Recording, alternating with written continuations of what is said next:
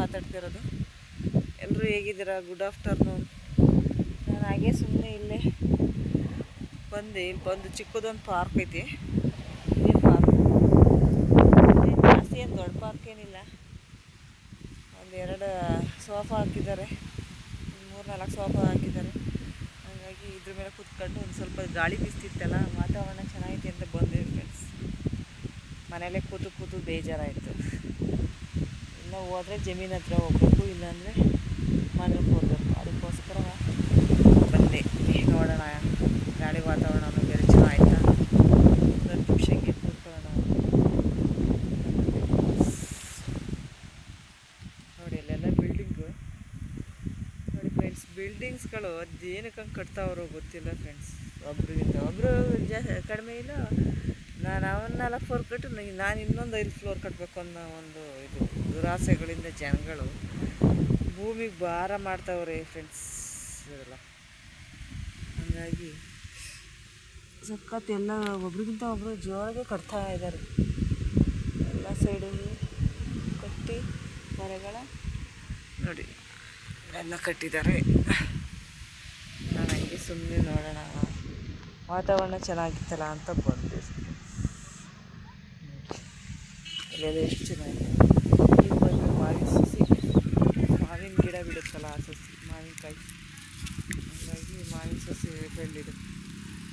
ಯಾಕೋ ಒಣಗಿ ಹೋಯ್ತು. ಯಾರು ನೀರು ಹಾಕಿಲ್ವೇ, ನಮ್ಮ ಪಾರ್ಕ್ ಅಲ್ವಾ, ಯಾರು ನೀರು ಹಾಕಿಲ್ಲ, ಅದಕ್ಕೋಸ್ಕರ ಒಣಗಿ ಹೋದಂಗೆ ಆಯ್ತು. ಇಲ್ಲೊಂದು ಸೀಬೆ ಗಿಡ ಐತೆ. ಸೀಬೆ ಗಿಡ ಅಲ್ಲೊಂದೈತೆ 2-3 ಇಲ್ಲ ಸೀಬೆ ಗಿಡಗಳು.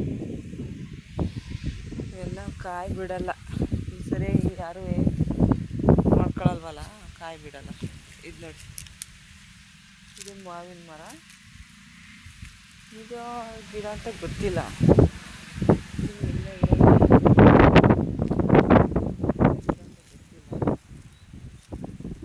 ಗಿಡನೇ ಒಟ್ಟಿದೆ. ಹಾಗಾಗಿ ನೋಡಿ ಚೆನ್ನಾಗೈತೆ. ಇದು ಎಂಥ ಕಾಯಿ ಅಂತ ಗೊತ್ತಿಲ್ಲ ಫ್ರೆಂಡ್ಸ್. ಇದು ನಾವು ಬಸವನ ಹಬ್ಬ ಬರುತ್ತಲ್ಲ, ಆ ಟೈಮಲ್ಲಿ ಬಸವ ಜಯಂತಿ ಬರುತ್ತಲ್ಲ, ಆ ಟೈಮಲ್ಲಿ ಇದನ್ನು ಇದರಲ್ಲಿ ಹೂ ಬಿಡುತ್ತೆ, ಅರ್ಶಿನ ಕಲರ್. ಆ ಹೂವು ಎತ್ತುಗಳಿಗೆ ಹಾರ ಮಾಡಿ ಹಾಕ್ತೀವಿ ಫ್ರೆಂಡ್ಸ್. ಇಲ್ಲಿದಲ್ಲ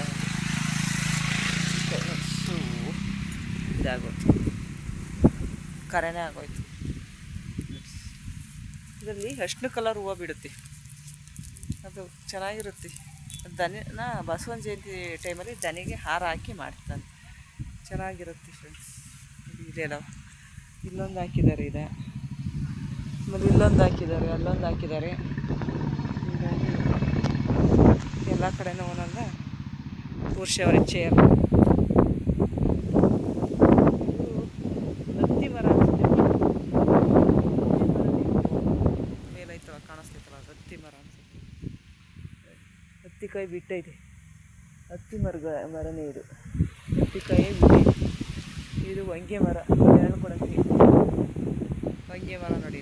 ಇದು ಹೊಂಗೆ ಮರ ಕಾಣಿಸ್ತೈತಲ್ಲ, ಇದು ಹತ್ತಿ ಮರ.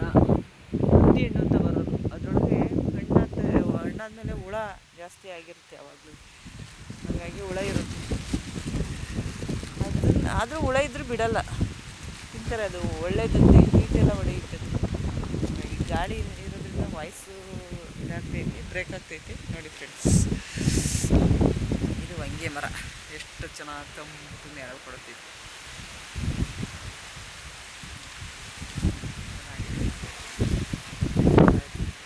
ನೋಡಿ ಅಲ್ಲಿ ಕಾಣಿಸ್ತೈತಲ್ಲ, ಅದು ಮಾವಿನ ಮರ. ಅದಿನ್ನು ಇದು ಚಿಕ್ಕದಲ್ವಾ, ಚಿಕ್ಕ ಕಾಣಿಸ್ತಾ.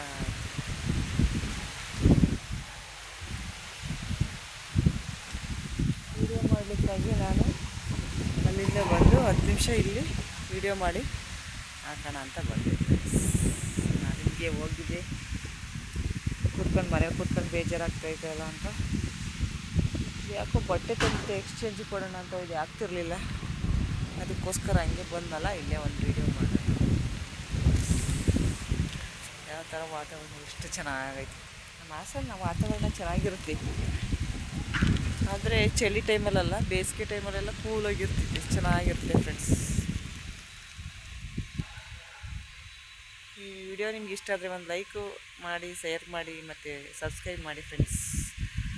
ನಾವು ಒಂದು ಯೂಟ್ಯೂಬರ್ ಆಗೋಕ್ಕೆ ಕಳಕಳಿಯಾಗಿ ಕೇಳ್ಕೊತೀನಿ ಫ್ರೆಂಡ್ಸ್.